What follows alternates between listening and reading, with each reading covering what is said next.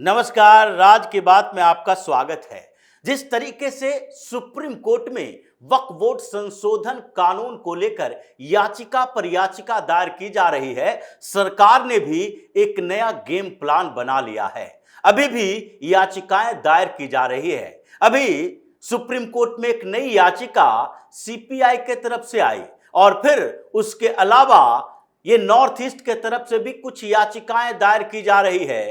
Actor विजय ने अपनी party के तरफ से एक याचिका दायर की और अभी ये सारी याचिकाएं जो है वो इस बात के लिए है कि ये कानून संविधान सम्मत नहीं है, ये अल्पसंख्यकों के धार्मिक अधिकार के खिलाफ है, ये जितने अल्पसंख्यक समुदाय के पास जो मस्जिद, दरगाह, रिलीजियस प्लेसेस हैं उस पर कब्जा करने की कोशिश है। ये सरकार ने गलत तरीके से ये संशोधन करवाया है एक पहले से चल रहे कानून के ऊपर, लेकिन अब इसके पक्ष में भी कुछ याचिकाएं चाहिए और यही खेल पीएम मोदी और अमित शाह ने किया, जिसके कारण सुप्रीम कोर्ट में इन मौलाना गैंग और विपक्ष की पैरवी करने वाले वकीलों की स्थिति खराब हो चुकी है, क्योंकि डी राजा एक याचिका लेकर आए कि हमें भी इसमें एक पार्टी बनाई जाए और कम्युनिस्ट पार्टी की तरफ से हम भी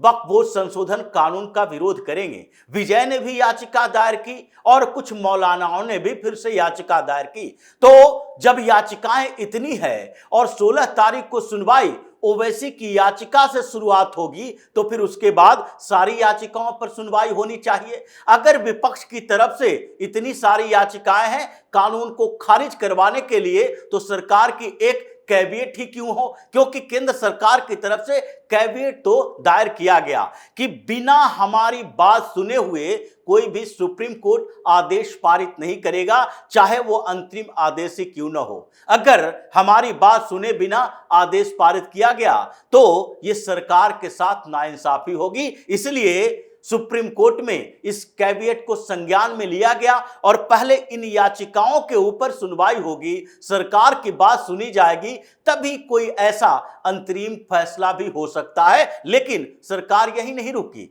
केंद्र सरकार की तरफ से तो कैविएट दायर की गई और अब एक नया प्लान बनाया गया कि अगर इस कानून के खिलाफ दर्जनों याचिकाएं हैं, यानी कि लगभग 2 दर्जन याचिका 22-24 याचिकाएं दायर की जा चुकी है और अभी भी याचिका दायर की ही जा रही है। अब इंटरवेंशन याचिका भी दायर की जा रही है, तो फिर सरकार की तरफ से यानी इसके समर्थन में भी कुछ याचिकाएं होनी चाहिए और इसकी शुरुआत राजस्थान की सरकार ने की और भजन लाल जो राजस्थान के सीएम हैं, उन्होंने लीगल ओपिनियन लिया और फिर एडिशनल एडवोकेट जनरल से बातचीत की। बातचीत के बाद सुप्रीम कोर्ट में एक याचिका दायर की कि हमारे यहां भी स्टेट वक्फ बोर्ड है और स्टेट वक्फ बोर्ड के अंदर जो प्रॉपर्टी का विवाद है उसमें पुराने कानून बड़े परेशानी पैदा करते रहे हैं, जिसके कारण डिस्प्यूटेड लैंड की संख्या भी बढ़ती रही और कई जगह पर वक्फ बोर्ड के अनौपचारिक तरीके से जो दावेदारी की जा रही है उसके कारण समस्याएं पैदा हो रही है और उन समस्याओं के कारण सरकार को यह चाहिए था कि इस कानून में संशोधन करे और इसलिए हम इस कानून में संशोधन के बाद जो नया कानून आया है, वक्फ एक्ट आया है, उसके समर्थन में है, क्योंकि इससे सरकार के प्रशासनिक कामों में बहुत सारे सहायता मिलेगी और इससे हम डिस्प्यूटेड लैंड के समाधान के रास्ते विकल्प ढूंढ सकते हैं और यही याचिका लेकर राजस्थान की सरकार पहुंची है। और उसके बाद अब और ये बात चल रही है कि उत्तर प्रदेश की सरकार, मध्य प्रदेश की सरकार, महाराष्ट्र की सरकार या फिर जहां जहां भारतीय जनता पार्टी या फिर उसकी सहयोगी पार्टी की सरकारें हैं, वो भी स्टेट वक्फ बोर्ड के इस व्यवहार के खिलाफ जो पहले से चलते आ रहे हैं और जितने उनके यहां डिस्प्यूटेड प्रॉपर्टी है, जो सालों से डिस्प्यूट ही है, उसके ऊपर समाधान नहीं निकला क्योंकि पहले से कोर्ट के इंटरफेरेंस की व्यवस्था ही नहीं थी। केवल ट्रिब्यूनल ही फैसला कर सकता था। तो हजारों हजार ऐसी प्रॉपर्टी है जो डिस्प्यूट में है और उसके समाधान के लिए न डीएम कुछ कर सकते हैं, न ही मजिस्ट्रेट कोर्ट कर सकते हैं। अगर करेगा तो ट्रिब्यूनल फैसला करेगा और उसको चैलेंज करने के लिए केवल याचिका दायर कर सकते थे और वो याचिका हाई कोर्ट में दायर कर सकते थे। ये जो प्रक्रिया पहले की थी उसमें सुधार जो हुई है उसके समर्थन में जाना है। अब उत्तर प्रदेश की सरकार याचिका लेकर पहुंचने वाली है क्योंकि सबसे पहला ये जो नए कानून के तहत सुनवाई होनी है और कार्रवाई जो सरकार कर रही है वो उत्तर प्रदेश में ही है। संभल में एक जनेता दरगाह है। इस जनेता दरगाह के पास जमीन है और वो खाली पड़ती जमीनों पर वो मेले का आयोजन करता है। वहां उस मेले का आयोजन और उस दरगाह के कब्जाई हुई जमीन के खिलाफ एक शख्स ने सीएम योगी आदित्यनाथ के पास एक शिकायत भेजी। सीएम के पोर्टल पर वो शिकायत गई कि देखिए इस जमीन पर यहां वक्फ बोर्ड की प्रॉपर्टी मानी जाती है, जबकि ये जमीन सरकारी जमीन है और इसे वक्फ बोर्ड ने कब्जा कर रखा है, उसके पास दस्तावेज नहीं है। पहले ये सामान्यतः सभी लोगों के उपयोग के लिए हुआ करती थी, लेकिन इसे जनेता दरगाह के साथ जोड़ दिया गया और वहां मुतवल्ली बन गया अपने आप में और फिर उस प्रॉपर्टी पर कब्जा करके वहां जो मेला का आयोजन किया जाता है 4 दिन का, उस मेले में दुकान लगाने के लिए पैसे वसूले जा रहे हैं। मतलब उस जमीन से अवैध वसूली की जा रही है, रेंट लिए जा रहे हैं। ऐसी शिकायत सीएम योगी आदित्यनाथ के पास गई और वहां से सीधे डीएम के पास गई।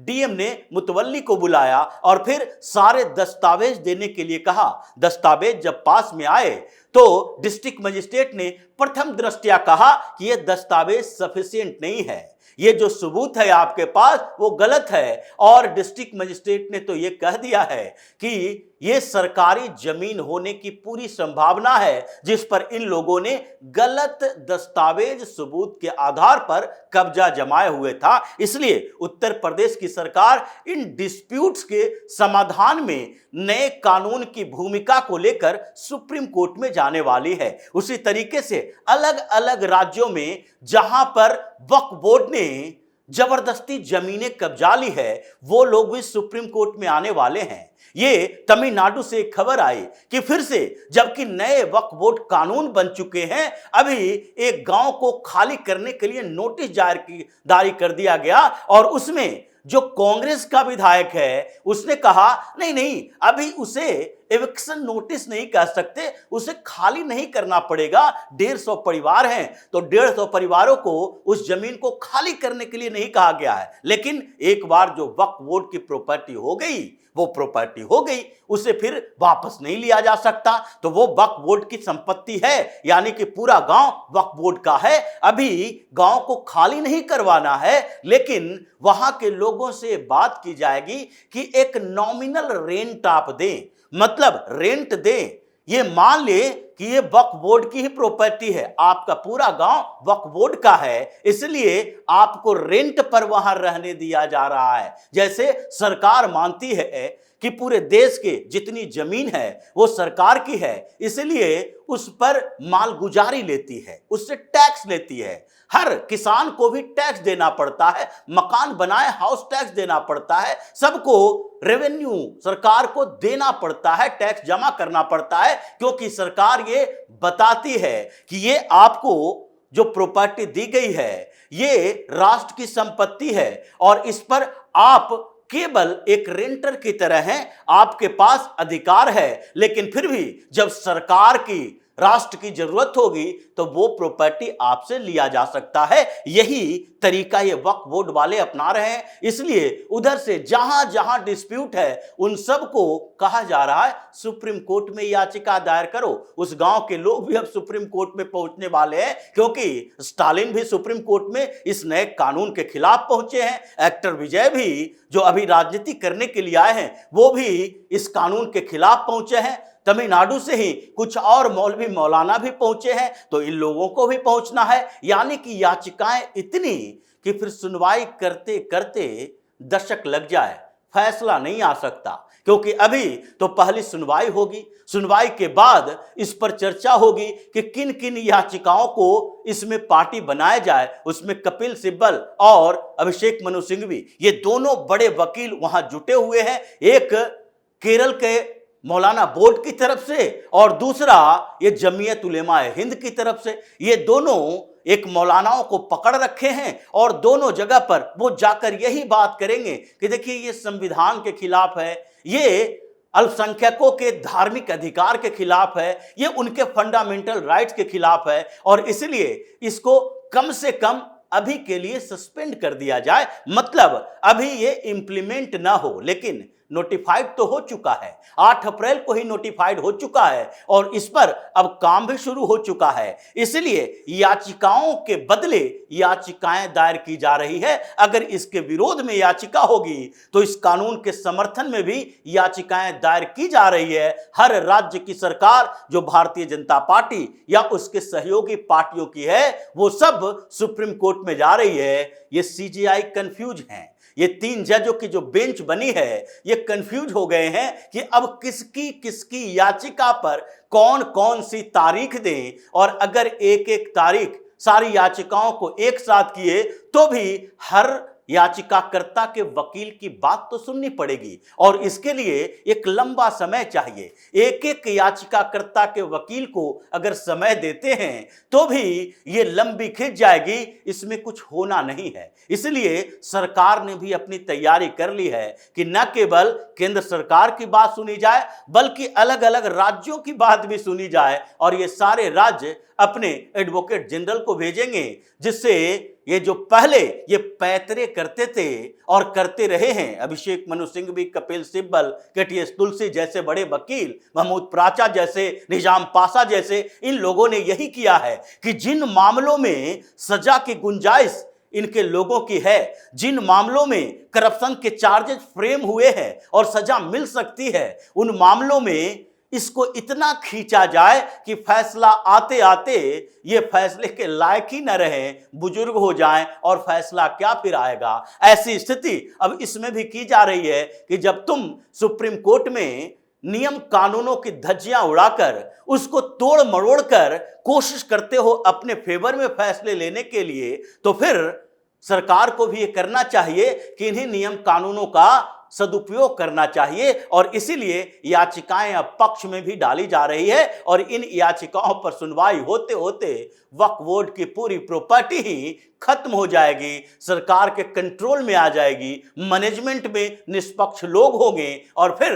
ये वक्फ बोर्ड का खेल सुप्रीम कोर्ट से खत्म हो जाएगा। तो इसी तरह की खबरों के साथ फिर से हाजिर होंगे, तब तक के लिए बने रहिए हमारे साथ और देते रहिए हमें सहयोग, ताकि इसी तरह की खबर हम आपके लाते रहें। धन्यवाद।